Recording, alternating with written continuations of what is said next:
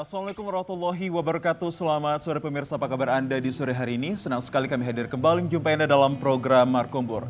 Pemirsa, belakangan ini kita dihadapkan dengan isu yang cukup viral hingga menyita perhatian masyarakat luas, khususnya masyarakat di Kota Medan hingga pecinta hewan, berkat terjadinya kematian beberapa satwa, khususnya harimau yang berada di Medan Zoo. Lantas apa yang menjadi penyebab banyaknya beberapa satwa tersebut mati yang bisa dikatakan dengan rentetan waktu yang cukup signifikan ini, dan mengapa pula hal ini bisa terjadi di Kota Medan, mengingat Medan Zoo ini berstatusnya adalah kewenangannya pemerintah Kota Medan.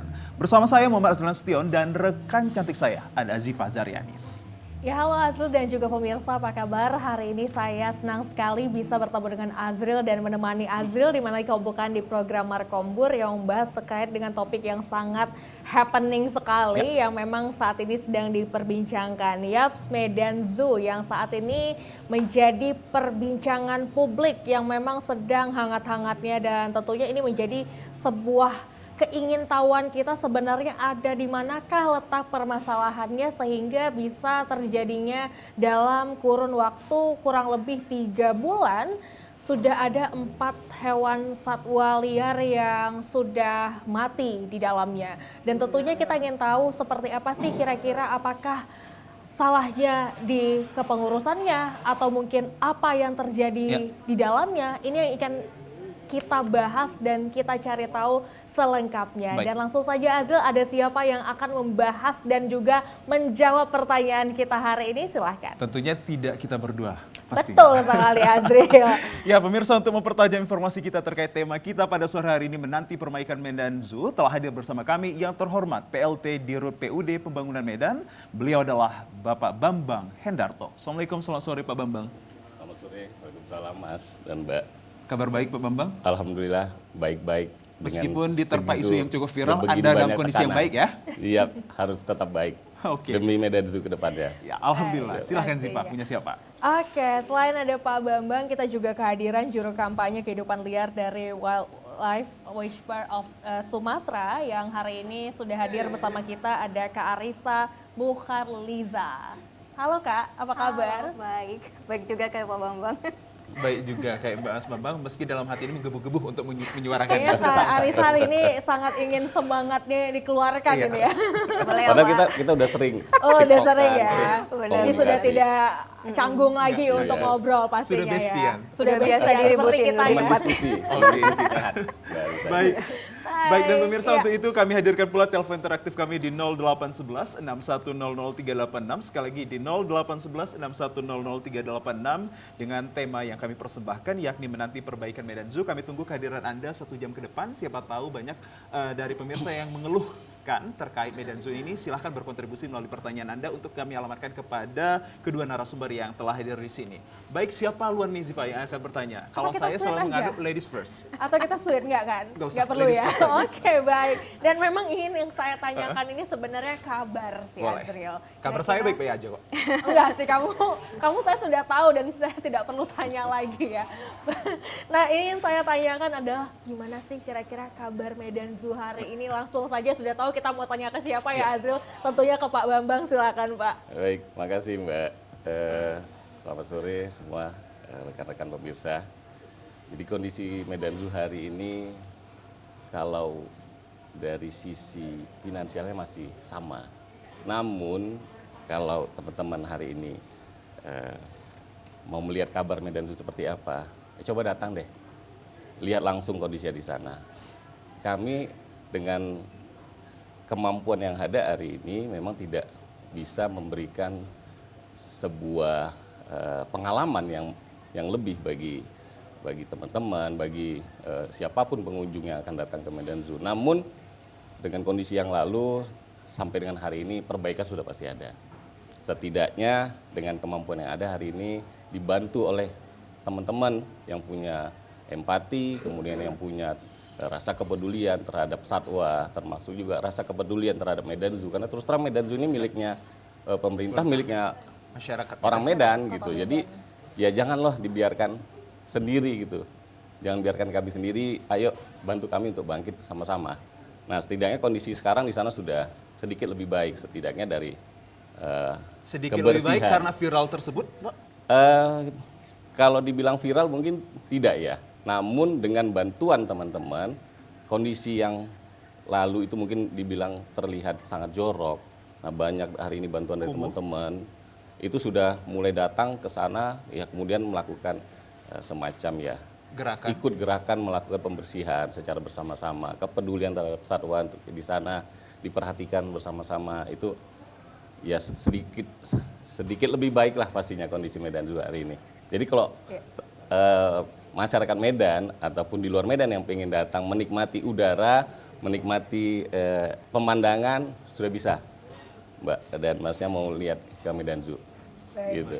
Nah Pak, kira-kira apakah benar kan kalau kita lihat di video-video yang memang viral di media sosial ya Azril, kita bisa melihat bahwa memang terkesan tidak diurus untuk kebun binatang sendiri. Apakah benar demikian selama ini Pak? Selama sebelum viral ini gimana nih Pak? Jadi gini ya, mungkin kalau dibilang tidak diurus, tidak mungkin itu tidak diurus. Namun kondisi realnya Medan Zoo kita ini hari ini itu luasnya 30 hektar. 30 hektar di sana, kita punya pekerja itu hanya sekitar 25 orang. 25 mengurusin 30 hektar. Ya. Jadi ibaratnya kalau kita, nah petugas ini kan bukan semua petugas yang melakukan kegiatan kebersihan. Ada kiper juga paling banyak di sana didominasi. Dan pejabat struktural itu di sana dari level manajer, kepala urusan itu hanya sekitar 4 orang. Kemudian ya urusan tiket, sisanya itu zookeeper ngurusin satwa. Dan nggak mungkin juga kan zookeeper ini tadi dia ngurusin satwa, dia juga harus ngurusin kebersihannya. Ya kan? Areal satwa diurusin deh sama zookeepernya. Nah, tenaga kebersihan kita itu cuma hanya 4 orang di sana. Waduh. Jadi ketika membersihkan bagian depan, ya kan dia keliling di areal 30 hektar tadi, masih di tengah, depan udah kotor lagi. Jadi kurang lebih seperti itu dia kondisinya. Jadi memang dari segi tenaga juga kita kekurangan karena untuk melakukan penambahan juga kan kita harus seizin pemerintah Kota Medan untuk menambah SDM. Itu ditambah lagi kondisi SDM kita di sana itu mungkin dalam tahun ini saja 2024 ini sekitar 4 orang lagi yang akan pensiun. Tahun lalu kita sudah ada 5 yang pensiun kurang lebih. Belum lagi ditambah yang mengundurkan diri. Jadi semakin menggerus SDM kita di sana semakin habis. Terus kondisinya seperti itu. Baik. Gitu dia. Menarik kalau kita ketahui problem basic atas apa yang tengah dihadapi oleh Medan Zoo ini.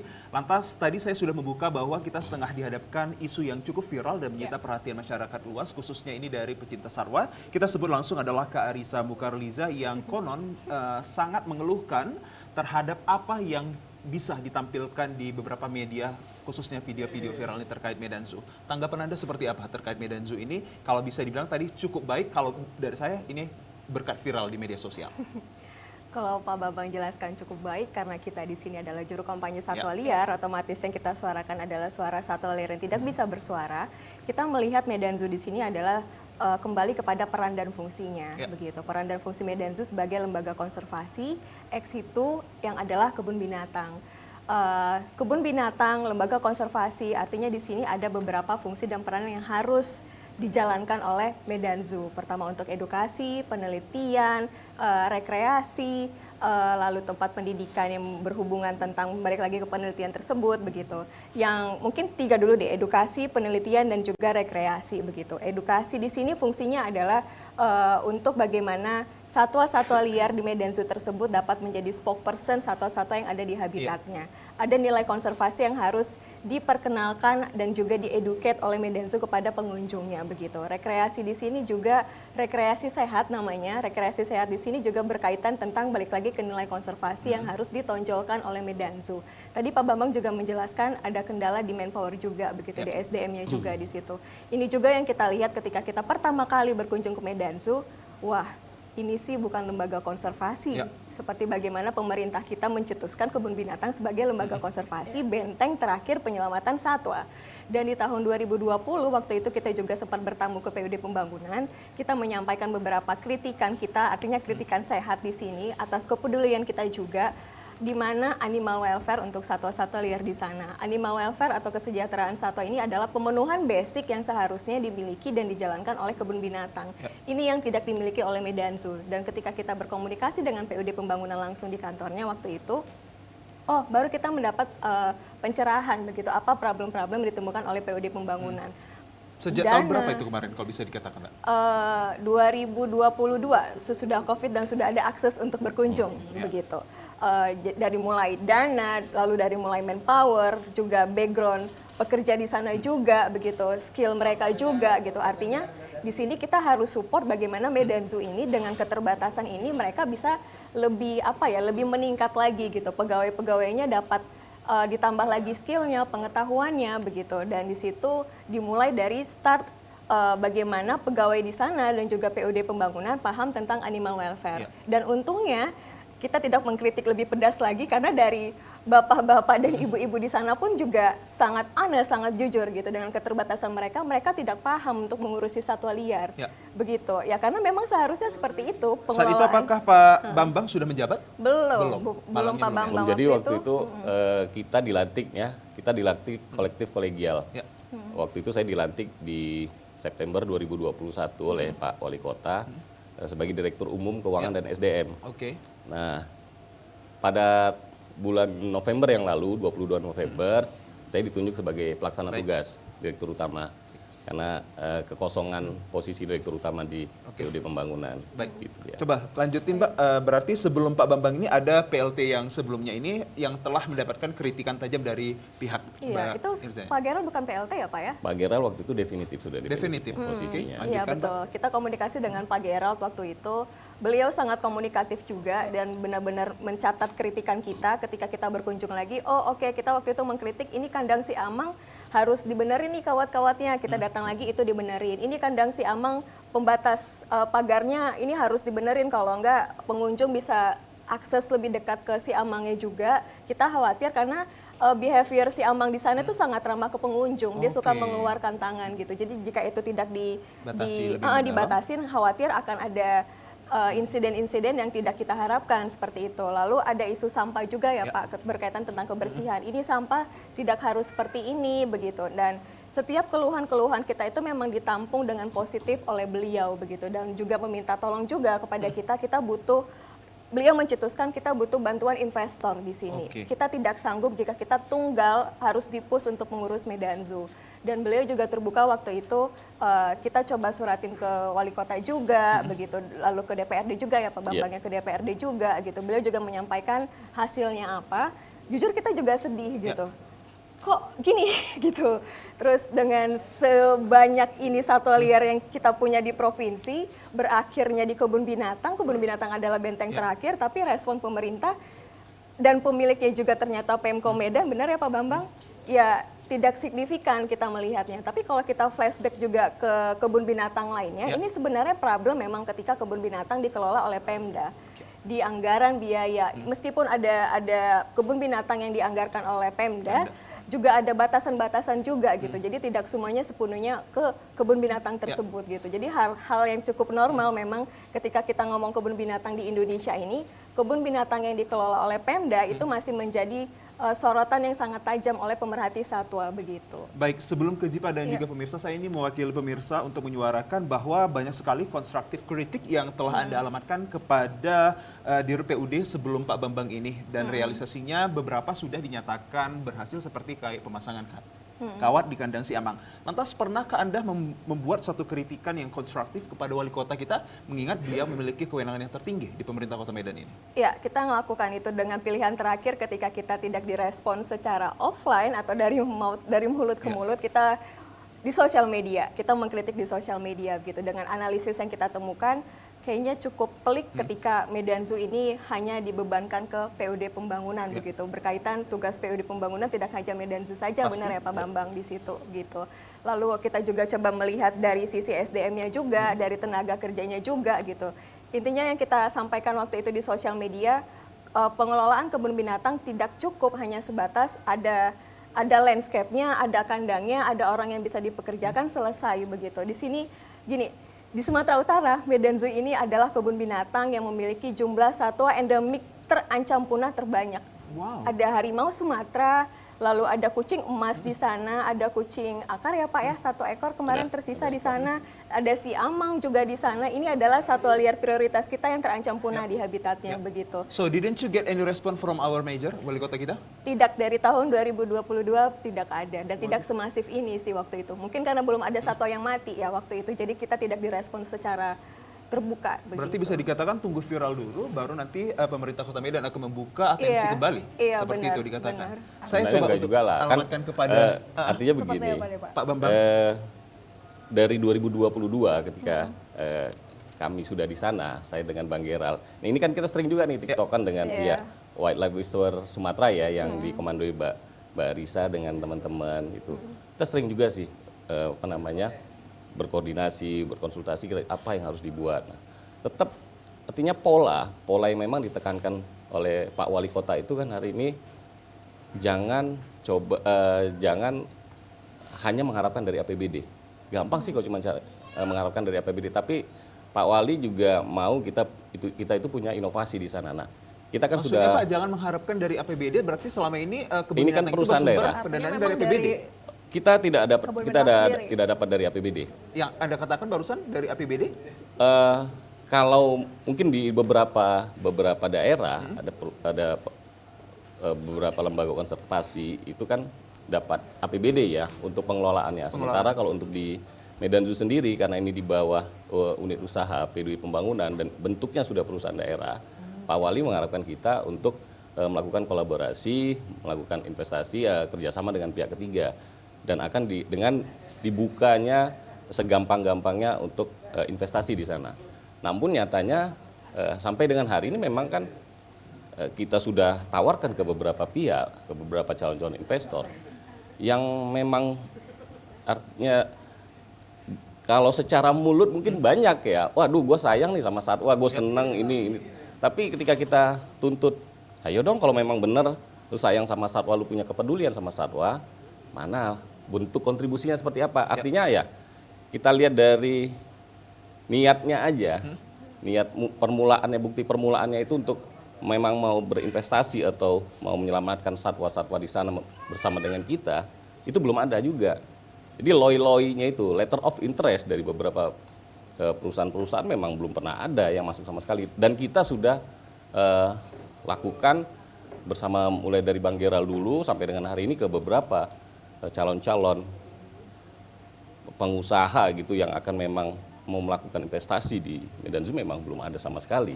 Mungkin karena melihat status dari Medan Zoo ini pemerintah Kota Medan dan melihat langsung kondisi Kota Medan yang saat memang ini ada Pak, ya. yang membingungkan bisa dikatakan itu, maka para investor tidak berkeinginan.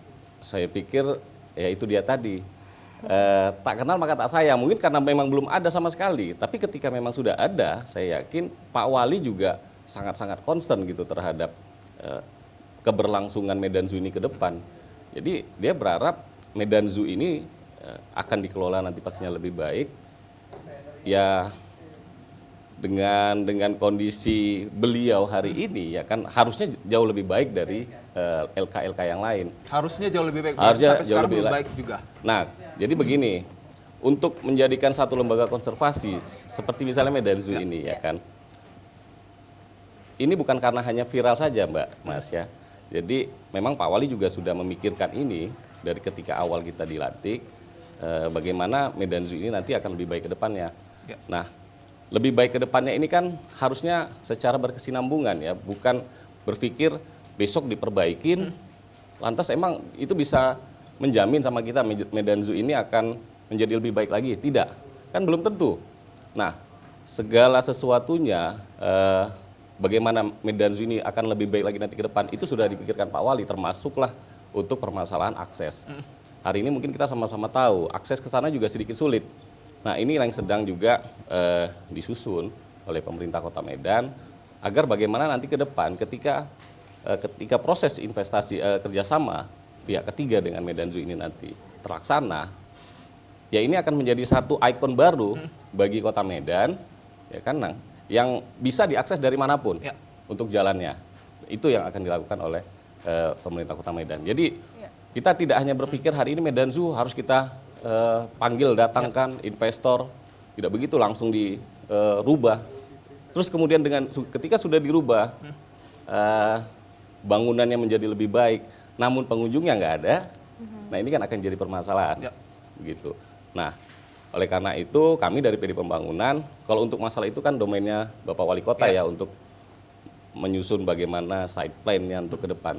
Yang pasti kami hari ini dari PD Pembangunan, ketika kami diamanahkan untuk mengurusi Medan Zoo sebagai bagian dari unit usaha kami, bentuk penyelamatan kami, bentuk peduli kami, perhatian kami terhadap satwa yang ada di sana, itu yang hari ini kami concern. Jadi yang pasti makannya, ya kan, perawatannya itu tidak terganggu yang pastinya di sana terhadap satwa-satwa yang ada. Mungkin memang kalau dari sisi bangunan kita sudah agak ketinggalan karena itu kan bangunan tahun 2005. Ya kan, sekarang Dan sudah. itu belum ada renovasi sama Dan itu sekali belum, ya Pak? kalau sekarang sudah ada renovasi, kita sudah banyak dibantu. Termasuk juga karena suara-suara Mbak Arisa ini, jadi banyak teman-teman juga NGO dari BKSDA juga bantu kita, PKBSI juga bantu kita. Akhirnya sedikit pelan-pelan.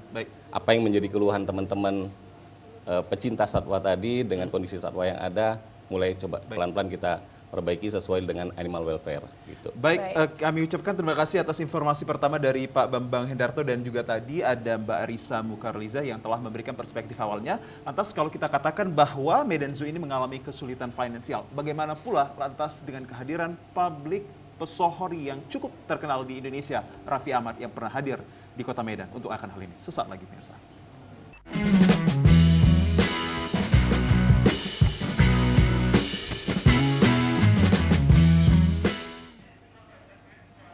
Ya pemirsa, terima kasih Anda masih bersama kami dalam program Markombor dengan tema yang kami persembahkan pada sore hari ini, yakni menanti perbaikan Medan Zoo. Tentunya masih bersama saya Muhammad Azrul Nasution dan rekan cantik saya, Azifah Carianis. Iya, Azril dan juga pemirsa, tentunya pembicaraan kita terkait dengan topik menanti perbaikan Medan Zoo ini sangat menarik sekali karena Kompleks memang lagi ya, happening dan memang kompleks sekali dan tentunya kita ingin cari solusi sama-sama pastinya ya. Tapi ini aku mau tanya ke Kak Arisa terlebih dahulu nih. Kak Arisa, apa aja yang memang sudah dilakukan dari juru kampanye untuk mungkin membantu ya selama proses yang mungkin agak sulit, dan gimana nih, apakah dipermudah dari Medan Zoo sendiri untuk akses ke dalam, untuk membantu lebih dalam lagi di dalam, seperti apa kira-kira?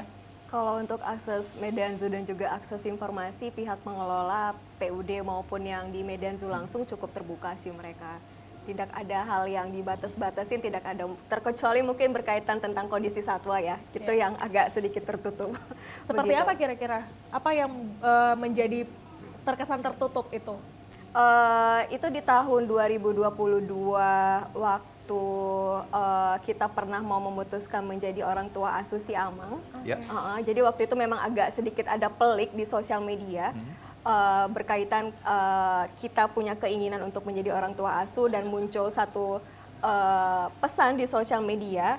Ini adalah testimoni dari beberapa, mungkin mereka pernah menjadi donatur kali ya, donatur dalam berupa pakan atau duit, mereka tidak menjelaskan sih begitu. Tapi ada beberapa mungkin pengalaman mereka kecewa, mungkin kecewa di sini yang bisa kita pelajarin adalah mereka menyumbangkan tapi tidak ada perubahan, mungkin lebih ke situ begitu. Jadi ada beberapa saran-saran dari teman-teman yang sempat pernah menjadi donatur itu ke kita adalah untuk mempertimbangkan untuk menjadi orang tua asuh. Tetapi sebenarnya cukup masuk di akal juga sih, cukup masuk di akal karena ketika kita memutuskan menjadi orang tua asuh, waktu itu respon untuk menyelesaikan Medan Zoo tidak sebesar yang seperti sekarang begitu. Jadi memang ada keterbatasan yang tidak bisa dipenuhi oleh PUD pembangunan ataupun mungkin yang langsung ada di Medan Zoo begitu. Ketika kita menjadi orang tua asuh, kita berpikir juga ini nanti setelah kita selesai untuk menjadi orang tua asuh kan kita juga tidak bisa memberi kepastian akan berapa lama juga seperti itu jika tidak ada perubahan signifikan. Dalam artian di sini untuk mengelola satu satwa kan kita butuh ada memang orang-orang balik lagi yang kompeten di bidangnya,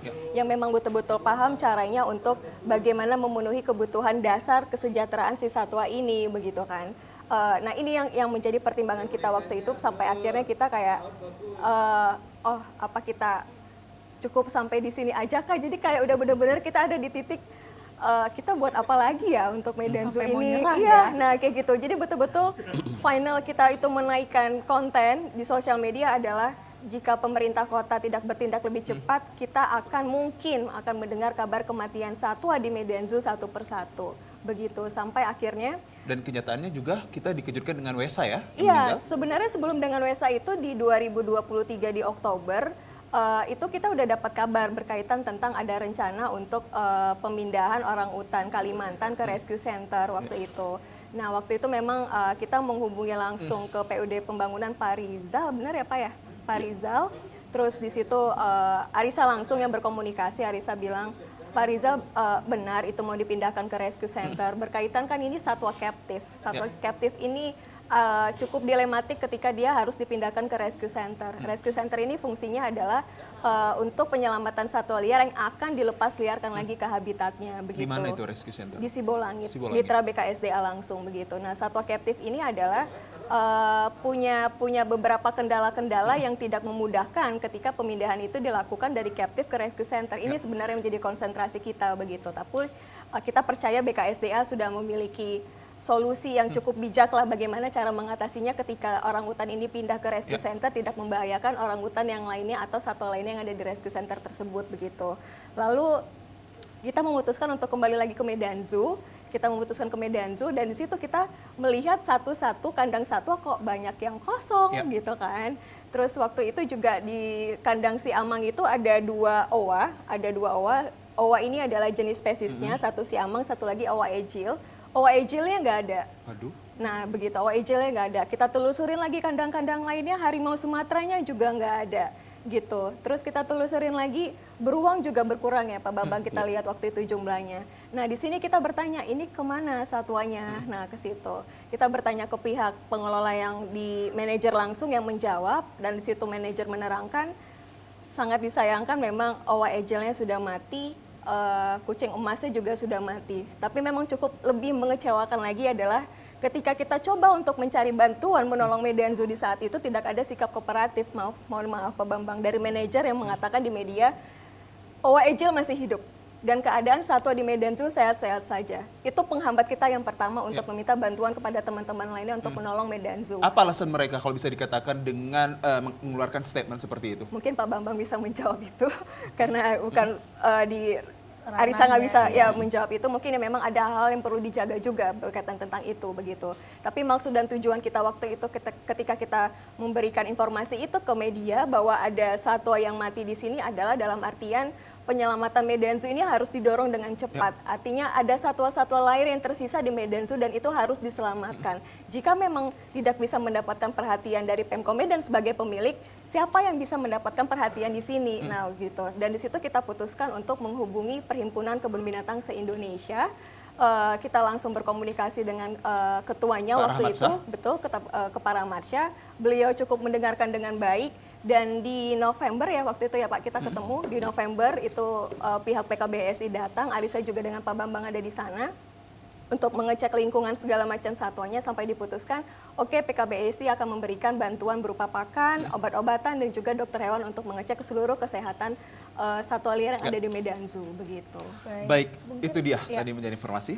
Dan sebelum mungkin nanti kita kembali lagi ke Kak Arisa nih, Azril dan Ya. juga pemirsa, ada yang juga ingin saya tanyakan kepada Pak Bambang kembali. Pak, dengan keterbatasan SDM yang tadi Bapak sudah sampaikan, namun juga tidak menutup kemungkinan ternyata banyak sekali teman-teman, mungkin salah satunya adalah Kak Arisa dan teman-teman ingin berkontribusi nyata. Sebenarnya kenapa nih Pak? Kenapa aksesnya justru ditutup? Ya.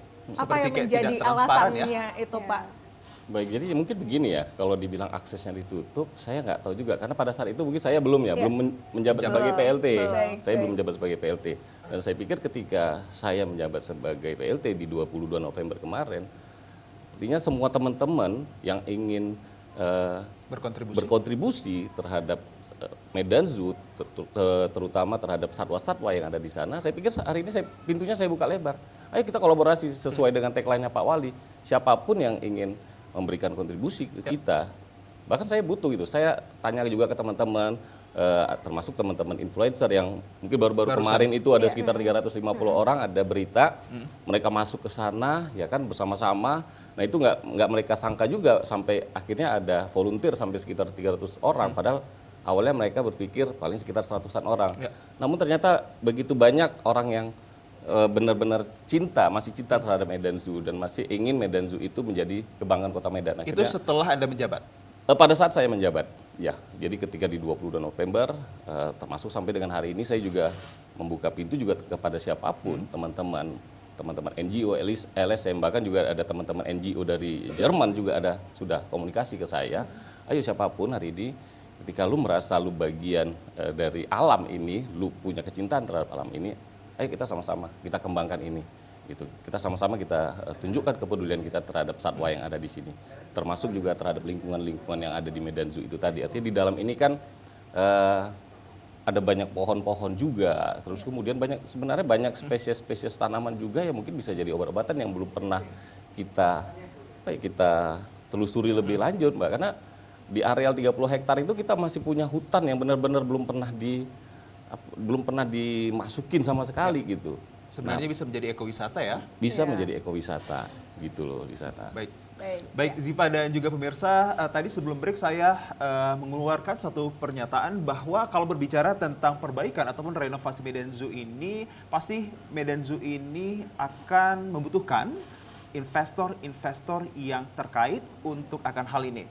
Kalau kita berbicara mungkin di tahun 2023 lalu, seorang selebritis terkenal Indonesia ini, Raffi Ahmad saja katakan akan menjadi investor yang banyak viral di media sosial ini. Lantas apakah Pak Wali Kota akan menjadikan salah satunya investor ini adalah Raffi Ahmad kembali yang akan ditagih janjinya, Pak? Jadi kalau untuk menjawab itu sebenarnya ke Pak Wali ya. Namun hari ini kita sudah coba tawarkan ke beberapa perusahaan-perusahaan ya kan untuk mau berkontribusi di sini. Tapi sampai dengan hari ini memang belum, seperti yang saya sampaikan, belum ada sama sekali LOI-nya. Namun kalau itu pun memang sudah ada pembicaraan dengan Pak Wali, itu kan pembicaraan yang sifatnya kan pribadi yang kita tidak tahu. Tetapi sedikit bocoran, ya kan, sedikit bocoran nih saya sampaikan di sini. Kemungkinan untuk nanti proses pengembangan di Medan Zoo nanti, untuk proses revitalisasinya akan banyak nanti teman-teman pengusaha dari LK, termasuk salah satunya AA Raffi yang akan masuk ke dalam satu konsorsium ini nanti untuk mengembangkan Medan Zoo. Untuk pengembangan Medan Zoo. Untuk Itu yang menjadi harapan Medan Zoo. kita, dan mungkin pemirsa yang di rumah sana banyak sekali mungkin melihat hal-hal yang viral terkait nantinya pesohor ini akan menjadi viral, sudah dijawab oleh Pak Bambang sendiri, akan masuk dari salah satu tersebut ya Pak? Ya pokoknya masuk menjadi bagian itu tadi. Masuk menjadi bagian Gotong tersebut. royong lah, keroyokan ngurusin Medan Ya. Zoo gitu deh. Lantas sebenarnya apa sih yang menjadi harapan warga Kota Medan ini terhadap Medan Zoo sendiri? Kami akan hadirkan pemirsa sesaat lagi.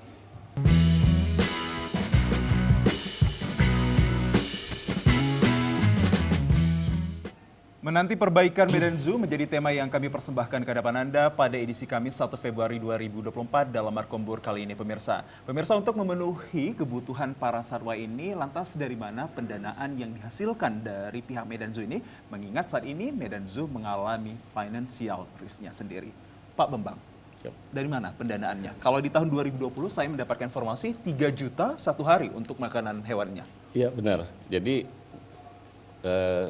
kami mendapatkan dana untuk operasional di unit bisnis kami, terutama di Medan Zoo itu ya pertama pastinya dari biaya retribusinya. Jadi pengunjung yang datang masuk ke Medan Zoo itu kita kumpulin dalam 1 bulannya, itulah biaya yang dipakai untuk urusan operasional, pembayaran gaji pegawai yang ada di Medan Zoo, kemudian pembayaran paket satwa dan urusan-urusan yang lainnya lah seperti BPJS, ya kan, kurang lebih BPJS tenaga kerja seperti itu. Nah, namun dengan kondisi hari ini yang tadi seperti yang dikatakan oleh Mas Azril tadi, 3 juta satu bulan, 3 juta satu hari, benar. Karena kebutuhan pakan terbesar kita di sana itu kan harimau. Ya. Jadi kita memang harus punya suplai daging yang cukup besar di sana. Dan itu 70% dari 30 jutanya itu untuk kepentingan harimau semua di sana. Dan itu dengan kondisi hari ini kekurangan, ya mau nggak mau kita suplai. Kita subsidi silang dari unit usaha yang lain. Karena PD Pembangunan selain ngurusin Medan Zoo, kita juga ada unit usaha pergudangan di Tanjung Mulia. Nah, di sana yang masih bisa sedikit memberikan tambahan buat Medan Zoo walaupun tidak banyak. Makanya kondisi kita mungkin yang sudah diketahui oleh rekan-rekan sekalian bahwasanya kondisi finansial sampai pakan tertunggak, gaji tidak dibayarkan. Mencari hutang sana sini benar? Mencari hutang sana sini sudah pastinya seperti itu. Tapi mungkin hanya utang untuk pakan ya. Hutang untuk makan saja. Utang untuk pakan gitu dia. Oke, baik. Dan ini kita ke Kak Arisa Ya, terlebih silahkan dahulu, dulu. Bang Azril, terkait dengan hal ini. Banyak saya masyarakat yang memang saat ini menanti nih opsi yang akan diambil Ya. Pak Wali untuk langkah-langkah selanjutnya. Dan Apa aja opsinya kalau itu sih? seandainya nih Kak Arisa bisa menyuarakan hal ini, kira-kira Kakak mau kasih saran apa nih sama Pak Wali untuk ambil opsi terkait Medan Zoo ini? Take your time please. Ayo. Gimana nih? Ya, sebenarnya di sini kita dari Oktober kemarin udah vokal banget sih nyuarain Medan Zoo ini untuk segera ditutup dan dicabut izin LK-nya. Begitu. Kenapa kita memutuskan untuk itu berkaitan tentang di sini kita melihat banyak kebun binatang yang betul-betul serius banget mengelola satwa liarnya dan juga kebun binatangnya. Yang serius banget menjalankan atau bagaimana mereka mengoptimalkan nilai-nilai konservasi kebun binatang tersebut dan juga satwa liarnya. Kenapa kita memutuskan berkaitan tentang itu? Cukup ironis satu kejelekan kebun binatang yang mohon maaf Pak Bambang di Medan Zoo di sini sayangnya itu adalah di kota kita. Impact-nya adalah turut memperburuk citra kebun binatang yang lainnya juga. Iya. Nah, di situ itu yang sangat kita sayangkan. Impact-nya ya. Betul begitu. Dan alhasil Kota Medan pun menjadi sorotan negatif juga di mata masyarakat di luar Pulau Sumatera Utara begitu. Itu yang sangat kita sayangkan. Apakah wali kota kita tidak melihat sampai impact-nya sejauh itu begitu. Untuk investor di sini, jika memang ada upaya yang dilakukan oleh wali kota dan juga ada harapan tadi seperti Pak Bambang jelaskan sudah ada investor-investor yang memang sudah pasti mau memperbaiki Medan Zoo di sini, apapun itu kita sebagai anak muda Kota Medan mendukung ada satu kebun binatang di sini yang bisa menjadi representasi wajah konservasi satwa liar di Sumatera Utara. Kita sangat mendukung tersebut begitu. Tapi yang kita harapkan di sini adalah dan Arisa yakin ini bukan hanya suara Arisa tapi juga teman-teman lainnya seperti teman-teman influencer yang kurang lebih 300 kemarin juga di sana. Mereka mengharapkan ada keterbukaan informasi dari wali kota dan juga PUD pembangunan di sini siapa investor tersebut, rencananya apa, strateginya apa, bagaimana dengan nilai konservasi satwa liar di sana dan juga fungsi kebun binatang di sana.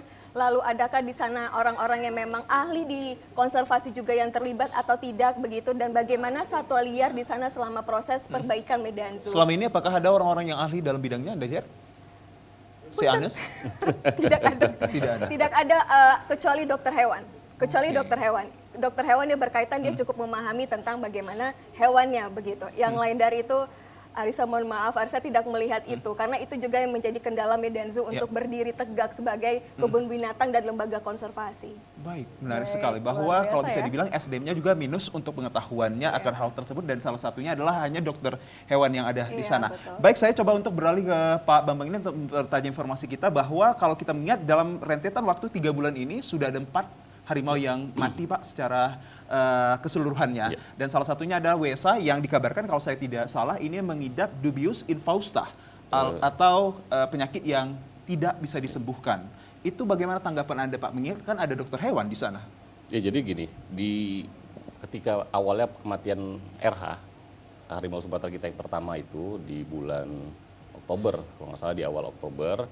Nah kita langsung bersama dengan teman-teman dari BKSDA itu konsultasi bagaimana, ini kan kita sudah tahu nih penyakitnya RH.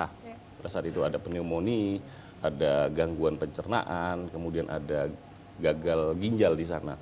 Nah kita coba lakukan pemeriksaan, kita ambil sampel darahnya terhadap seluruh satwa yang ada di Medan Zoo, khususnya ya di harimau Sumatera tadi. Nah jadi ketika itu diambil sampel darahnya, kita baca sama-sama, ya kan dapat hasilnya. Ternyata bukan hanya RH saja yang mengidap penyakit seperti itu. Jadi ada juga pada saat itu masih ada Putri ya. Putri Nurhaliza itu masih ada, kemudian Avatar masih ada, Wesa juga masih ada. Gitu. Nah, ini punya penyakit yang sama dengan RH. Oke. Gitu. Dia punya penyakit pneumonia, ada gangguan di paru-parunya, kemudian dia ada penyakit di pencernaannya dan gagal ginjal. Waduh. Dan ini juga saat ini diidap oleh 3 harimau Sumatera kita yang masih hidup. Sorry, ada 4. Ada 4 sisa yang masih hidup harimau Sumatera kita. Dari total 6 kemarin, 2 sudah mati. Jadi masih ada Sorik. Nah mungkin Sorik kemarin juga sempat viral. Karena dia juga penyakit yang sama dengan kondisi prognosisnya dubius infausta. Nah, dubius infausta itu ya memang ada prediksi kecenderungan dia untuk sembuh itu kecil. yang dubius infausta. Dan ini dialami juga oleh Wesa yang sudah mati, dialami oleh Avatar, Putri, termasuk Sorik yang masih hidup. Sorik, kemudian Manis, ada lagi. Saya hafal nih sampai nama-nama harimaunya di sana nih. Ada namanya juga Anggi. Ada namanya Anggi. Itu umurnya kalau Sorik itu 7, Sorik sekitar 9 tahunan, 10 tahun. Manis itu hampir 20 tahun. Anggi juga hampir 20 tahun. Baringin kondisinya sama, penyakit juga, tapi kecenderungannya itu yang paling besar untuk sembuh. Gitu. Tapi penyakitnya sama. Penyakitnya sama ya. Gitu. Jadi kalau dibilang rentetan ini sebenarnya kan penyakit yang sudah lama. Gangguan ginjal, pneumonia, ini kan bukan penyakit yang baru timbul, itu setelah kita menjabat juga gitu, setelah saya menjabat di situ. Ini sudah tahunan penyakitnya. Pak Bambang, kalau sudah tahu bahwa hal ini sudah lama diidap dari hewan-hewan kita ini terhadap penyakitnya ini, lantas mengapa dibiarkan saja sampai akhirnya mati? Tidak adakah langkah yang sangat signifikan berupa pemindahan terlebih dahulu atau seperti apa? Saya pikir kalau untuk pembiaran tidak ya, tidak ada pembiaran. Justru ketika RH itu mati, kita tahu RH itu mati mengidap kondisi penyakit seperti itu, dengan ketidakmampuan juga PD Pembangunan untuk ya termasuklah untuk mengurusin ya kan, untuk melakukan perawatan yang lebih intensif terhadap seluruh satwa itu. Kita udah bekerja sama kok, kita dengan BKSDA, termasuk juga dengan PDHI, PKBSI. Bahkan sampai hari ini kondisi dokter hewan kita juga memang tidak ada kan di sana karena yang lama sudah mengundurkan diri. Namun kita disupport dokter hewan juga dari BKSDA yang selalu setiap hari juga intens memantau kondisi satwa-satwa itu tadi. Jadi kalau dibilang pembiaran tidak. Setelah itu mati justru malah banyak teman-teman ini tadi dari BKSDA termasuk dari LK-LK yang ada di sekeliling Medan Zoo yang terdekat, juga teman-teman dokter hewannya juga terkadang sampai malam juga gitu, sampai jam 1 gitu, sampai jam 3 gitu sama teman-teman. Apalagi kondisi sore itu kemarin kan sempat dulu baru atensinya datang ya Pak ya, bisa gitu ya. Saya baru masuk. Oke, Saya baru masuk di situ ya. Saya baru masuk di situ. Jadi kalau baru kita maklumi ya Azril ya. Baik. Dan tentunya pemirsa kita ini membahas lebih dalam lagi terkait hal ini, namun waktu juga yang memang sudah harus memisahkan kita, tapi sebelum kita berpisah kita ingin juga mendengarkan closing statement dari kedua narasumber kita yang hari ini dengan tema menanti perbaikan Medan Zoo. Kita langsung ke Kak Arisa terlebih dahulu supaya memberikan Pak Bambang space lebih dalam lagi ya untuk bertarik nafas ya. Silakan Kak Arisa. Kalau dari kita mungkin Arisa bisa mewakili suara teman-teman lainnya juga, anak-anak muda Kota Medan juga yang sudah berupaya untuk menyelamatkan Medan Zoo. Arisa rasa seharusnya pihak-pihak yang seharusnya bertanggung jawab lebih penuh untuk Medan Zoo di sini merasa malu sih dengan gerakan aksi-aksi bersih yang dilakukan oleh teman-teman sebelumnya influencer tersebut. Begitu harapannya adalah prioritaskan keselamatan satwa liarnya. Masyarakat Kota Medan, anak-anak muda Kota Medan mau juga kok Medan Zoo ini berkembang, tapi kita mohon prioritaskan keselamatan satwa liar yang tersisa dan berikan informasi kepada publik yang terbuka, perencanaan apapun itu dalam pembangunan Medan Zoo yang kita harus akui dimulai dari nol ini lagi sih. Itu mungkin kalau dari Arisa. Khususnya dimulai dari nol dalam masa jabatan Pak Bambang ini ya. Yes. Kita harapkan terbaik.